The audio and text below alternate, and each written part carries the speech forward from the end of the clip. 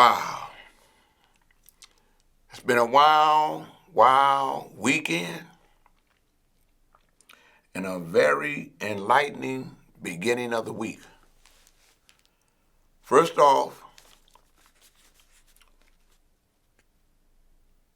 I want to say to God be the glory for opening a lot of people's eyes. This past week, since the last time I was here, I believe it was last Wednesday, my brother was killed. The individual that killed him tried to cover up the crime, but God had another plan. We're going to talk about that.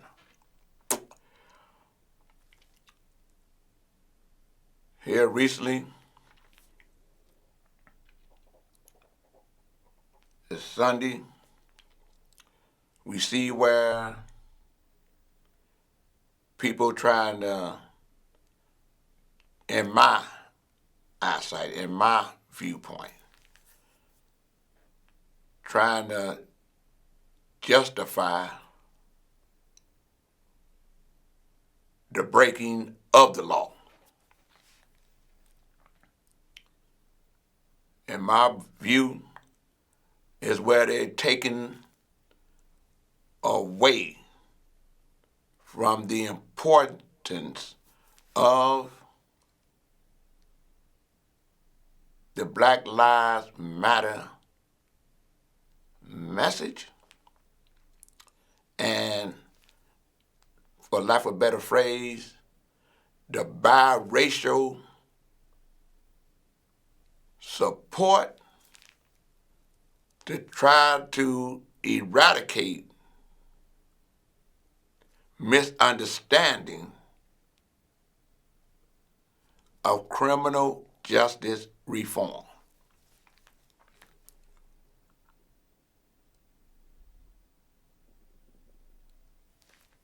So,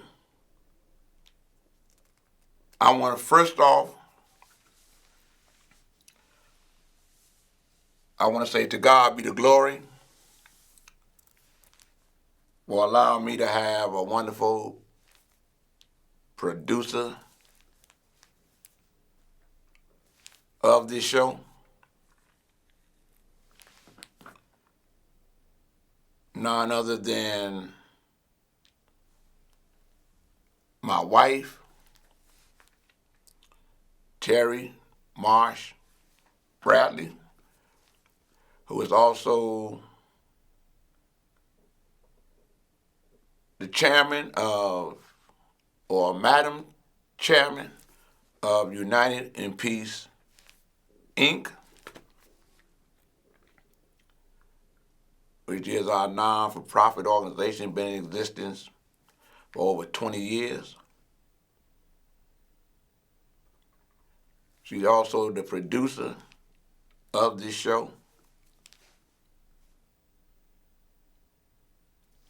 I want to give thanks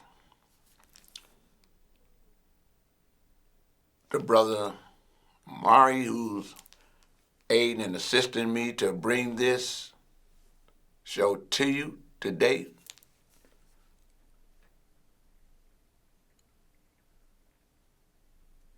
And I want to say to God be the glory, because this is a serious show. Last week, I had a show, and we was talking about how everyone has to come together to help eradicate the senseless violence within our community, with the murder of innocent individuals, children mainly. We was talking about the 9-year-old who got killed in Cabrini Green, and It brought something back to me when Dantrell Davis I got killed in Cabrini Green in the 90s. I believe it was 92. And that's when the community came together as a whole. Elected officials, law enforcement, the community got together as a whole. And we was able to apprehend the individual that I killed Dantrell Davis because he was trying to start a gang war between the gangster disciples and the black disciples. And myself and others, like Hal Baskin, brother named Omar, brother named Omar, myself, went down to the Stateville Penitentiary to talk to Brother Shorty Freeman, and I was reaching out to Larry Hoover, and we reached out to other gang leaders that were incarcerated. And that's how the concept of uniting in peace came about. Then here recently,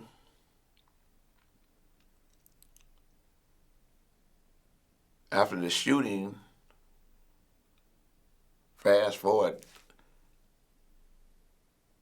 of the young children that were getting killed. Dantrell Davis' mother, Maurice Perkins, and myself, and CBS News commentator did a story based on the code. Anybody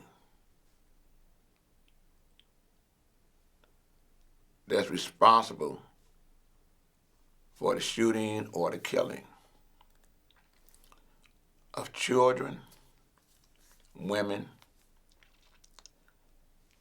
and the elderly within our community had to be held accountable. We couldn't protect them. We couldn't cover them. We couldn't hide them.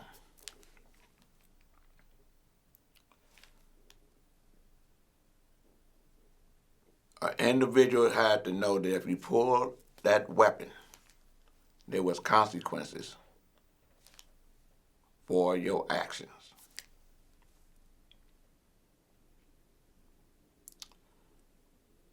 Back in the 90s when Dantrell Davis got killed, that was the order of the day.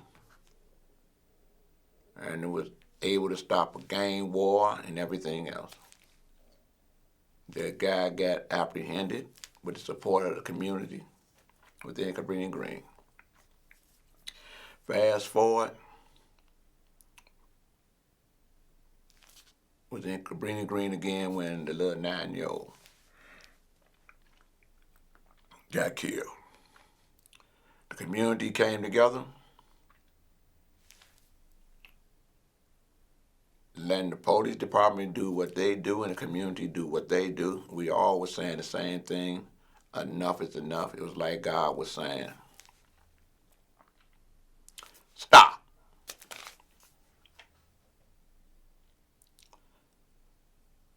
Community got together because it was happening in a community where everybody's family knew everybody over a span of 50 years.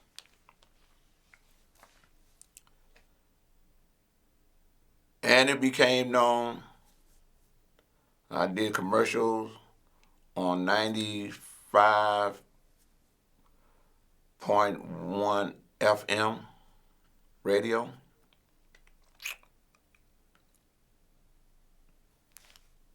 And everyone came together. Police did what they had to do, the community did what they had to do, and everyone was being held responsible and accountable for their actions. Within 48 hours, the individual that had killed the young brother,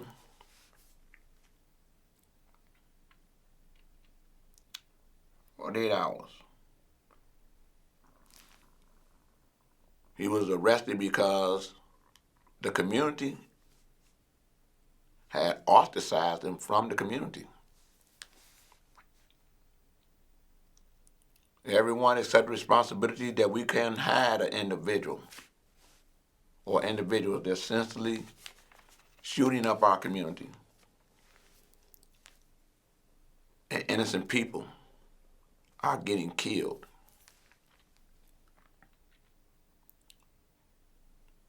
He was apprehended in 48 hours by the grace of God, in 48 hours. And all of a sudden, after that happened, the apprehension of the individual, I believe, that killed the 10-year-old, another child from another community. Someone killed him, and it seemed like it was a groundswell of individuals saying they hearing what we as a people have to do. I want to share this video piece with you so you can see how serious and dire it is for us in our community to do everything that we can, asking for the guidance and the wisdom of God.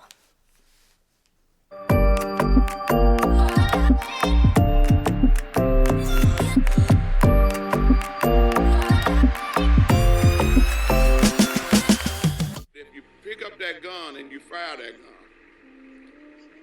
anyone that get harmed from you firing that gun, that's an innocent bystander. We asking the community, ostracize them, push them out, don't let them hide anywhere, don't support them, and let law enforcement do their job. The code is this: if you pick up that gun to solve your problem, I'm not endorsing violence.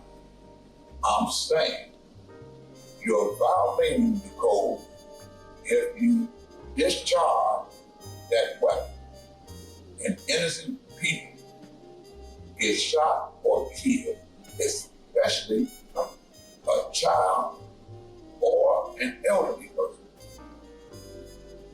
And the community must uphold that code. He got his shoe shined. The reason that it worked in the 90s, because everyone was a part of it. Kids, women, elderly, was off limits. You didn't touch him. Didn't touch him. By ostracizing from the community, pushing you out of the community, not supporting you in the community, or protecting you in the community, so that law enforcement can do their job by apprehending. And the Cook County State's Attorney can do her job by making sure that you get a fair prosecution. This is so that there's no retaliation in the community because you discharge or you fire that weapon at your intended partner. We all got to come together. Those of you, my name is Wallace Gator Bradley. I'm the urban translator, and I'm the president of United Peace Inc. We all got to come together to let it be known that Black lives matter everywhere. Regardless if a police shoots somebody that's black, it means twice as much to our community when someone black is shooting someone black. With at least 8 children under the age of 10 shot in the city in just 2 weeks, some are asking if that code still carries any weight. This is something that we got to do. Gator catches up with some friends on Calumet. That 1-year-old that got killed. His conversations of late have focused on kids getting shot. He says the rule still applies. We as men got to put it down and say, that still exists. It never left. We all got a responsibility. We all got a responsibility, man. But it never left. I'm putting a call out to all the brothers. You know what we do. Put the word on the street that this is no longer tolerated. Me and Holmes work together and we know how it works. We've been able to help individuals turn themselves in of the community, kick them out for law enforcement to come and arrest them. Now is the time. Just like it was the video from Miss Frazier that let everybody know about the awakening of George Floyd. Somebody got a video, or we need to use our videos to stop this senseless violence. And I believe that vengeance belongs to the Lord. And with that, I want to say, to God be the glory. And that's my story.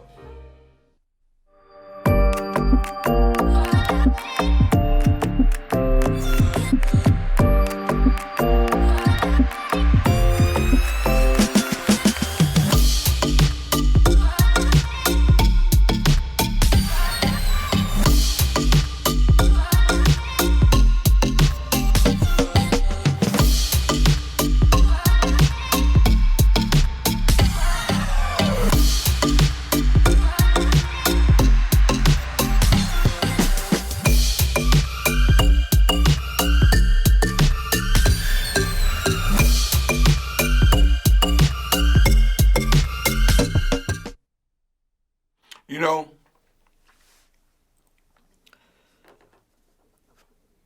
this week, I'm going to start off with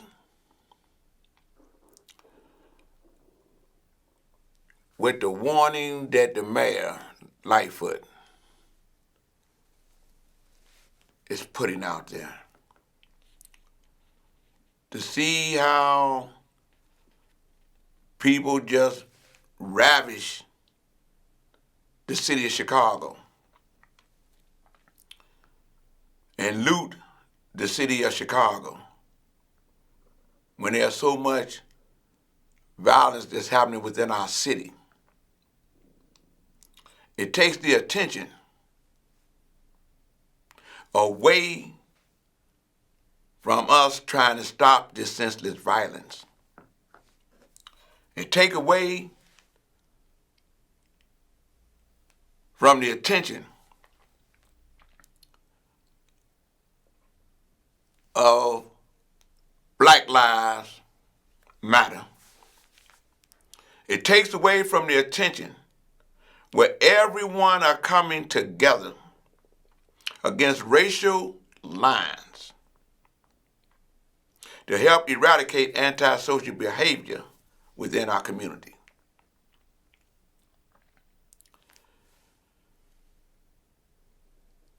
Mayor Lightfoot slammed looters and rioters who descended upon the downtown area early Monday morning, calling the overnight events an assault on our city and telling criminals, she was telling criminals, we are coming for you.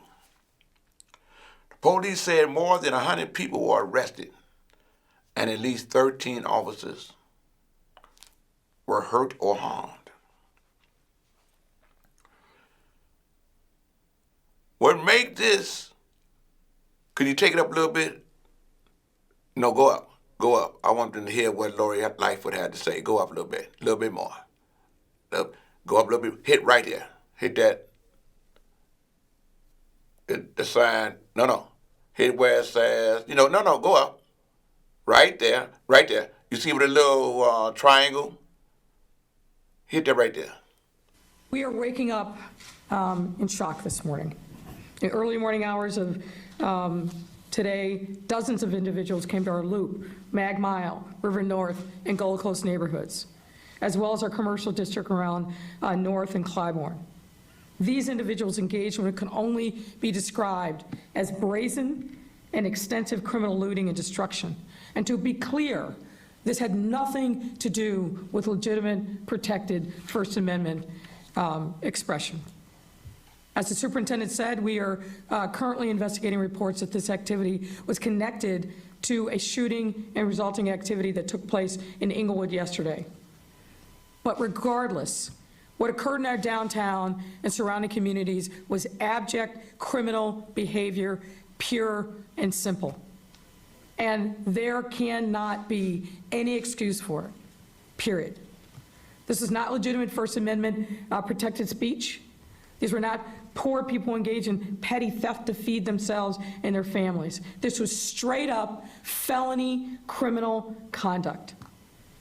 We have activated a neighborhood protection plan, as the superintendent alluded to, which involves city agencies like Streets and Sand, CDOT, Aviation, working coordination with the Chicago Police Department. These resources are being deployed throughout our city to protect our neighborhoods. And likewise, these measures will be in place for the foreseeing days until we know that our neighborhoods are safe. What happened in our city last night and this morning, of course, is deeply painful for every Chicagoan. As the superintendent said, this was an assault on our city.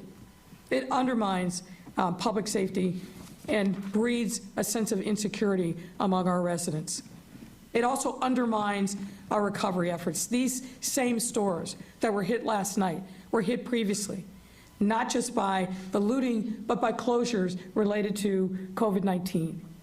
Stores that were targeted were more than just large chain stores. They were all small businesses and restaurants, representing our city's jobs and livelihoods, all of which were in the process of recovering or on the verge of recovering and getting back to work. And now this. I want to give my sincere thanks to the men and women of our police department for their professionalism throughout these very difficult times, not just last night. To our residents, I want you to make sure that we are doing everything that we can to secure your homes and stores and to allow you to return to your daily activities safely and securely.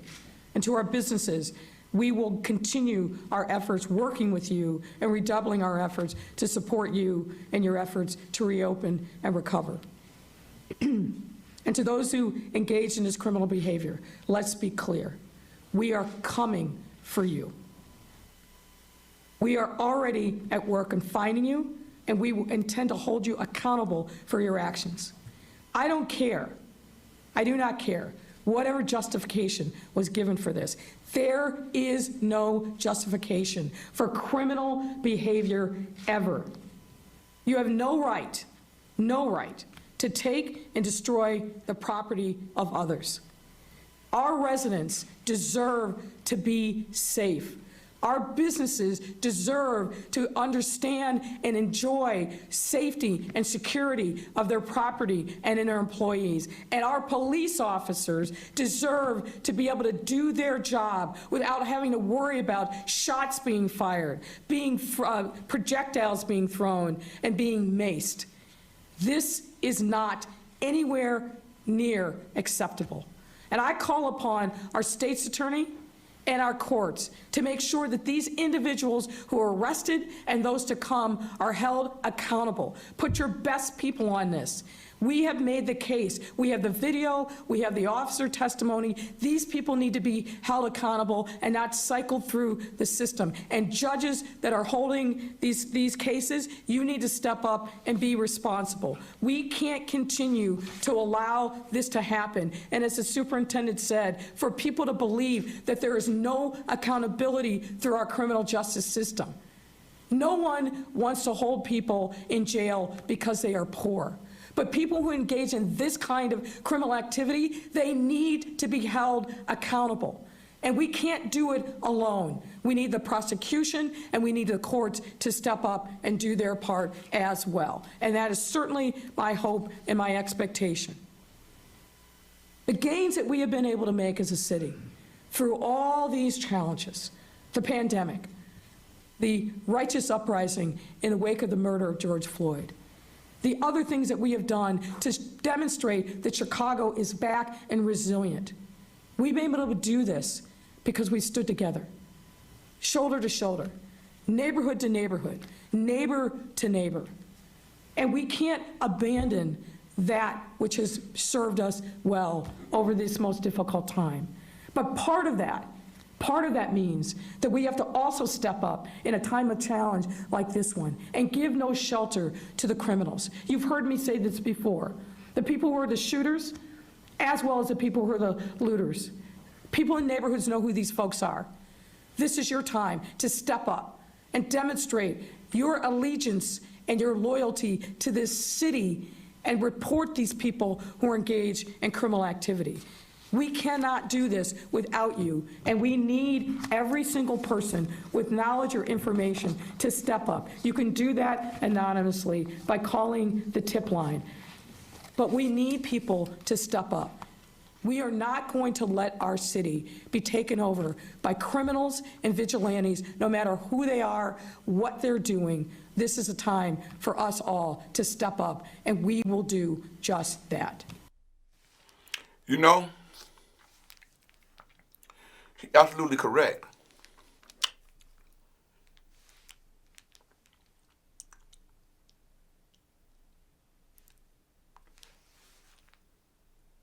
Me personally,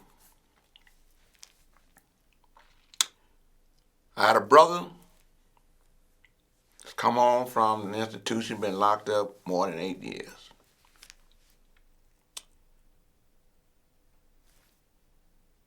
And he get murdered. Last week, while I was doing my show here, waiting to get up with him,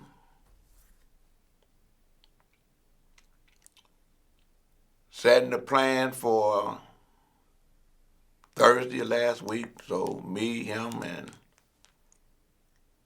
my cousin, his cousin, sat down, we get together, and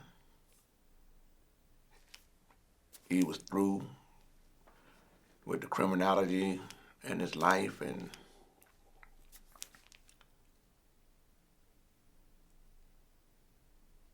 after I did the show, 3 o'clock, I called him, I don't get no answer. About 3:45, maybe 4 o'clock, I get a call that he had been shot. He go to see an old friend of his, gambling buddy, and they was like high rollers. He called him over, told him he was gonna pay him his money. But he had another plan.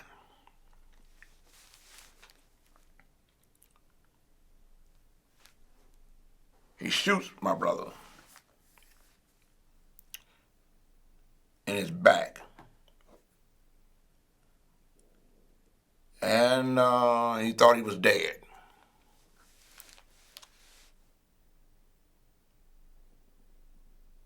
And he made the move to create an atmosphere. He called 911. He thought my brother was dead, and he wouldn't be able to tell what really happened. And when he made the call, and ambulance came, and police came, and everyone came, and he was about to explain that someone came in his premises and came there to rob him, and his friend was dead. That's what he thought he was saying, but he didn't know that the police had went in and saw that he was still alive. And my brother said, hey, the man shot him in his back. So while the guy's talking, they bring my brother out. He's alive enough, by the grace of God, that time, to say, this the man that shot me in my back. He told the police, he told his friend,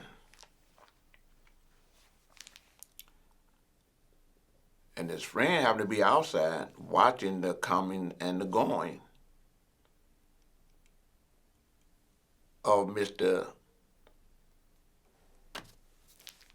Oh, man.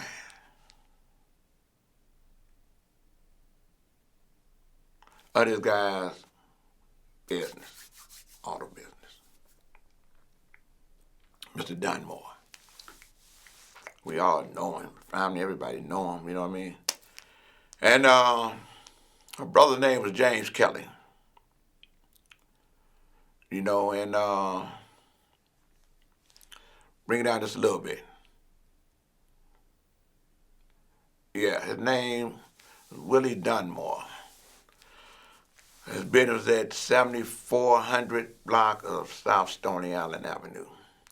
He was charged with first-degree murder because my brother ended up dying. They locked him up on the scene. My brother was still alive, and they locked him up, and they got the gunpowder residue off his hand. And they wanted to know what happened to the gun. Well, from the police investigation and everything else, what was happening around there, they realized he had the gun removed from the scene of the crime because he hadn't prepared to explain that, because his story was someone came in there and done that. To God be the glory. And we was able to hear the whole story.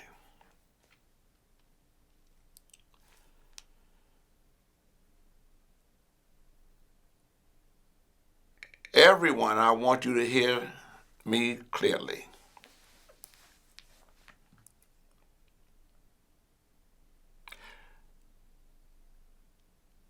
I seek no retaliation because God had made it pure and didn't let him get away. Vengeance is the Lord's, thy God. He got caught on the murder scene because he thought he had a plan that was greater than God's.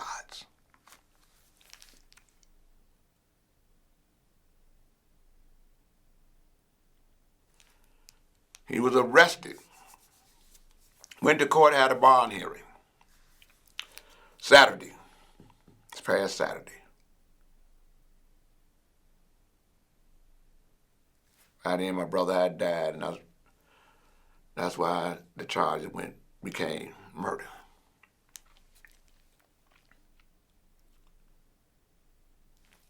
The state's attorney presented their case, or the assistant state's attorney presented. They raised their case for the bond hearing. And come to find out,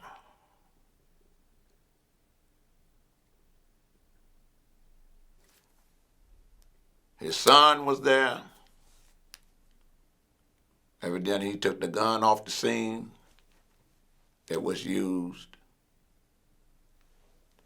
in the homicide, from what I'm reading from the report. And I believe the son need to turn himself in case I'm wrong.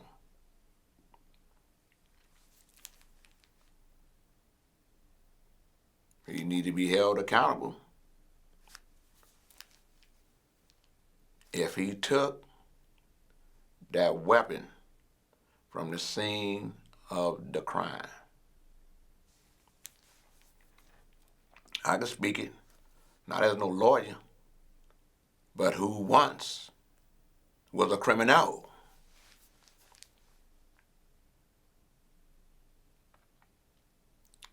If he took the weapon from the scene of the crime, and he was there when the crime happened. He becomes his daddy's rappy.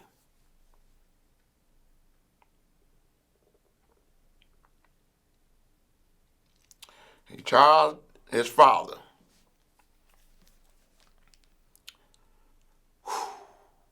Mr. Dunmore, Willie Dunmore. His son's name is Willie Dunmore Jr. We know one another.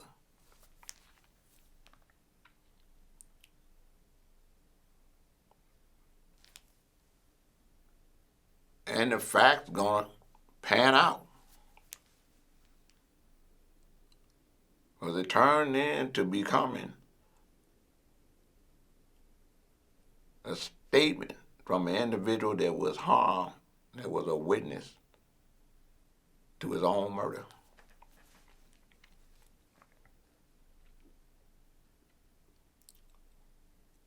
I'm saying all that to say this. Violence, just like the little 9-year-old that got killed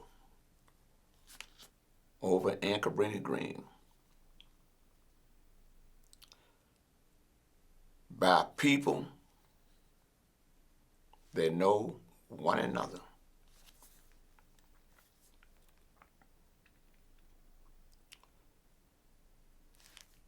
When I was a lawbreaker, I did my time for my crime. I ended up getting a pardon by the grace of God.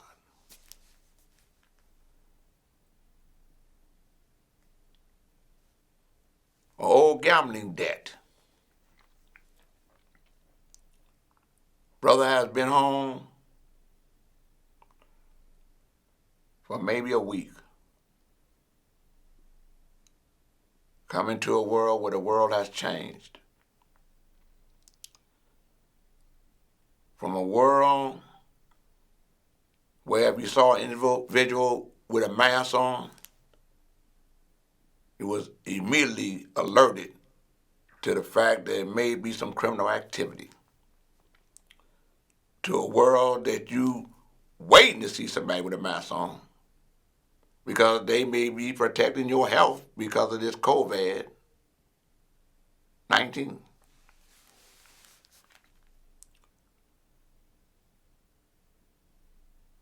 To someone that you think is a friend.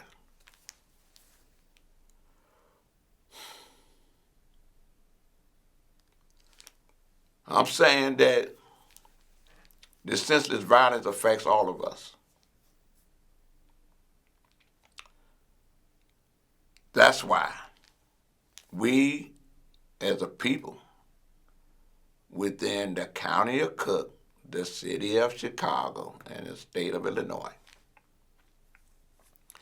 have to push this code that if you grab that gun and you fire that weapon, you got to be held responsible for your actions. We can't hide you. We can't cover you. Be you friend, family, or foe.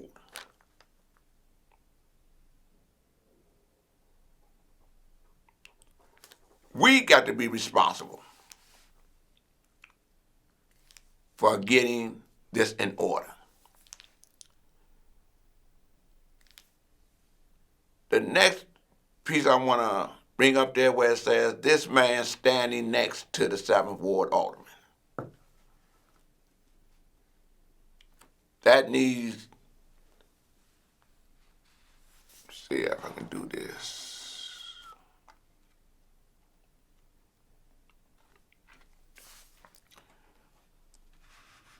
That's Mr. Dunmore's son right there. Businessman. But he was the one that allegedly took the gun from his dad because he was there with his dad. Could you bring it in his name?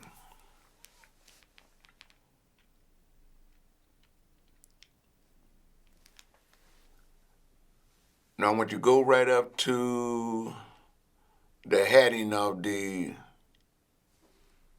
story, of what the post, the reason. No, not the story. I'm sorry, my bad. To the heading of this right here,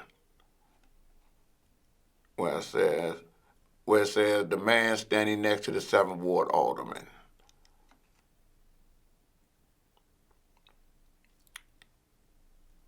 Okay, get off the picture and go right to the go above the picture. Let's see. When you hit this right, if you hit this piece right here, if you hit that right there, right before the picture is where I'm explaining who he is.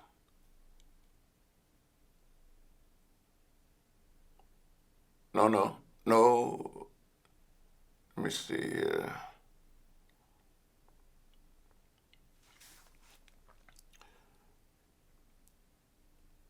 Yeah.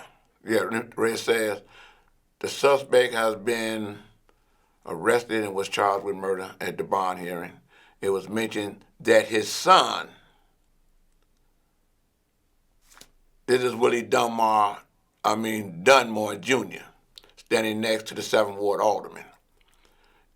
It was mentioned during the bond hearing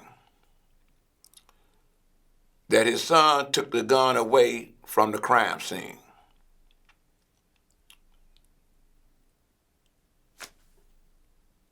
Yeah, of that death. Okay? That's good. So I'm asking that brother to get up with the law enforcement, get with your lawyer, whatever you want to do. Say your piece, whatever it is. But everyone know that you was at the scene of the crime. Everyone know that you run up out of there.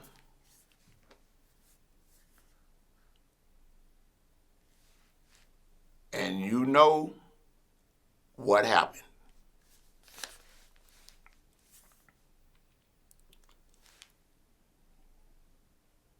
One of the things that I want to say, that this violence touches everybody's heart and soul, especially when someone is doing it maliciously. These guys were friends, man. So I thought, so my brother thought. A guy tell you, hey, come on, I got your money, I'm glad you're home. Okay. A lot of people was calling my brother, hey man, I'm glad you're home. Here, you need this, you need that, you know what I mean? My brother didn't go there to cause him any harm. He didn't have to.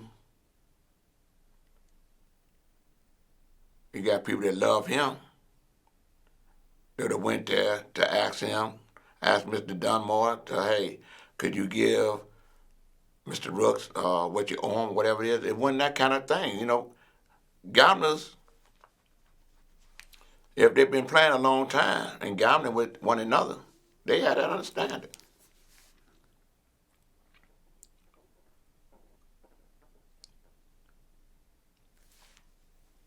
But I want to say, to God be the glory that he didn't get away. But now with the murdering of my brother. So with that, I want to say this.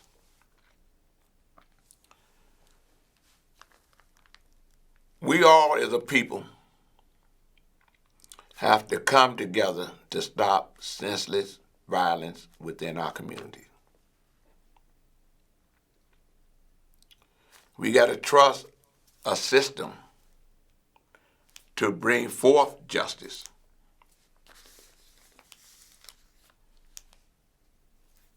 At an alarming rate. That brings me to